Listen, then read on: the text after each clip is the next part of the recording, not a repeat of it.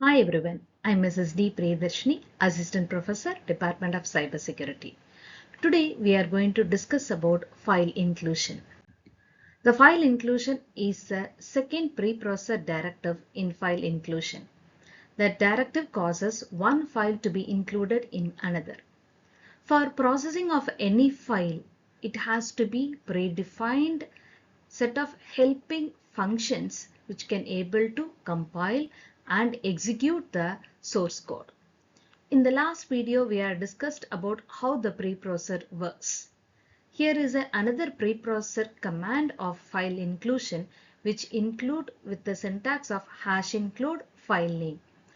The file name consists of the predefined or built-in header files which consist of all the functions which helps to compile and execute the C program.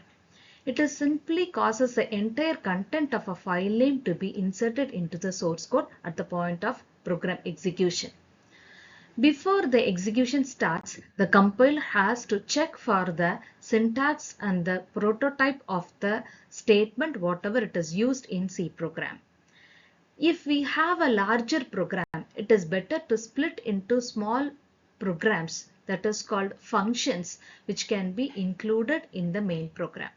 We all know that the C program will execute only the main function even though we have thousands and thousands of lines which is not included in the main function is not going to be executed by the C preprocess. To execute any kind of a file or a statement in a C program, it is necessary to incorporate the hash include file before the main function.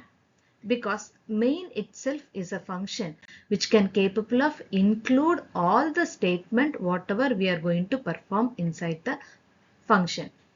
It is common for files that are to be included to have a .h extension. It represents the header file. There are so many header files exist in the C compiler which helps to execute the program smoothly. The prototype of all library functions are grouped into different categories and then stored in a different header files. Say for an example, .lib.h is a library header file which has all the library functions like cos, math, average, definitions, etc. Where the math.h consists of all mathematical calculations like sine, cos, tan, etc. etc. Likewise, the basic mandatory printing that is input and output statement was included in the header file of stdio.h and conio.h. If we are not including the file, what happens to the program? The file, whichever the header file, which consists of all the definitions and the functions, whichever it is predefined for the smoother execution of the program, if you are not including that files, the program may not able to execute because the compiler doesn't know what to do with the statement what you have given in the source code. There are exist of two ways of writing the hash include statement. The file name can be included within the tags or within the double quotes. The difference between the tag and double quotes is the double quote which consists of the file name will be incorporated into the program permanently. That might before the program gets started, all the definitions whichever it is needed for the execution of the program will be included inside the program itself when we define within a double quotes. But if we include the hash library files in a hashtag, that is that tag file, if whenever the file is needed or whenever the help of the comment or definition is needed, the compiler, the control will transfer the control from the program to the header files and it will take all the definitions from the header file and it return back to the source file. Different C compiler sets the search path in a different manner. In Turbo C and C++ compiler, it has a search path can be set by using the directories, which will be the option in the header in the menu. The menu has an option where the input file is available and where the output file has to be executed and what are all the path for accessing the directories, that is library function inside the compiler. The path can contain maximum of 127 characters. Both relative and absolute paths are valid.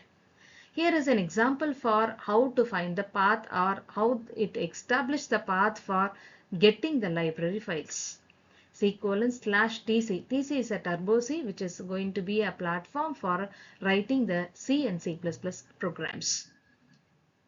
The next is a conditional compilation. The compiler skip over a part of a source code by inserting the preprocessor command #ifdef and #endif, which have a general format of #def macro name. Whatever the statement we are trying to execute, that can be included. The macro has been defined to the block of preprocessor as usual, otherwise if not. Here is an example how it defines. Here I have defined with an ifdef OK. If the compiler executes the ifdef OK, the statement whatever it is included in statement 1, 2, 3 and 4 will be executed. The end of the if statement will be there. Each and every ifdef should has endif statement.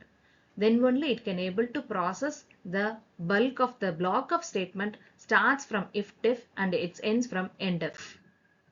Sometimes instead of ifdef, the ifndef directive is also used. It means it is not defined. We are not defined a suitable code for Intel PC so that it can able to define another statement. How we are using an if statement, if or else. This can be included in macros also. Here is a syntax how you have to use the if endif and endif or endif else. The compiler flashes an error message when it declares with a multiple declaration of macros even.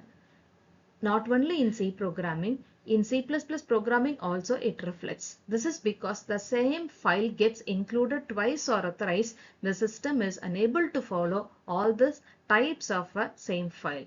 To avoid this, we can write the following code in the header file. myfile.h if endef myfile -h. That means if the same source code execute twice or thrice, we can able to define, the compiler able to identify this is a multiple declaration or multiple definition of the same program. The #if and #elsif directives can be used to test whether an expression evaluates to non-zero value or not. That is, non-zero value is nothing but it consists of some values. It may result with one or some other values. And compile otherwise, if the result of the expression is non-zero, the subsequent lines up to else or else if and end if are compiled, otherwise they will be skipped. There are two more macros directives are available apart from the header file and definitions, that is undef and pragma. The undef is whatever you are defined with #def will be undefined. Likewise, how we are storing or declaring a variable, that is, before using a variable, you have to declare the variable for occupying the memory space or allocating the memory space for storing or holding the values of the variable. After executing the program, the variable has to be demod, that is, using the help of the destructor, the occupied memory space will get destroyed for usage of another variables. Likewise, whatever you are using the hash definition will be removed when use the undef statement. Here is some of the example of the macro for definition and undef. In order to undef a macro that has been defined earlier with the hash defined, it can be defined with the undef macro template. That is, if you defined with the definition Pentium, that can be undefined with the help of the macro called #undef. The next one is pragma directive. This is a directive in another special purpose directive that is used to turn on or off certain features. That is, either the statement has to be executed or not to be executed, that can be defined with pragma directives.